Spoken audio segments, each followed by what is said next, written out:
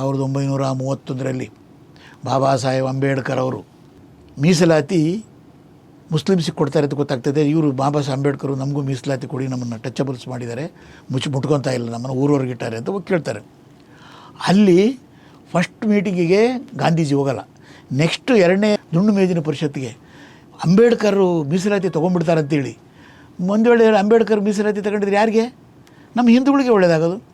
ಆದರೆ ಹೋಗಿ ಮುಸಲ್ಮಾನರು ಜೊತೆಗೆ ಅಂಬೇಡ್ಕರ್ ಮಾತಾಡಿರ್ತಾರೆ, ನಿಮ್ಮದು ನೀವು ತಗೊಳ್ಳಿ, ನಮ್ಮದು ನಾವು ತೊಗೋತೀವಿ ಅಂತ. ಆಯಿತು, ನಾವು ಮೀಟಿಂಗ್ನಲ್ಲಿ ಸಪೋರ್ಟ್ ಮಾಡ್ತೀವಿ ಅಂತಾರೆ. ಗಾಂಧಿ ರಾತ್ರಿ ಮುಸಲ್ಮಾನರ ಲೀಡರ್ಗಳ ಹತ್ರ ಹೋಗಿ ಯಾವುದೇ ಕಾರಣಕ್ಕೆ ಅಂಬೇಡ್ಕರ್ ಮೀಸಲಾತಿ ಒಪ್ಪಬೇಡಿ, ನೀವು ನಿಮ್ಮ ಮೀಸಲಾತಿ ನಾವು ಒಪ್ತೀವಿ ಅಂತಾರೆ. ಇದು ಗಾಂಧಿ ಮಾಡಿದ್ದು ದಲಿತರಿಗೆ, ಆಗಿನ ಹಿಂದುಳಿದವರಿಗೆ ಮಾಡಿದ ಮಹಾ ದ್ರೋಹ.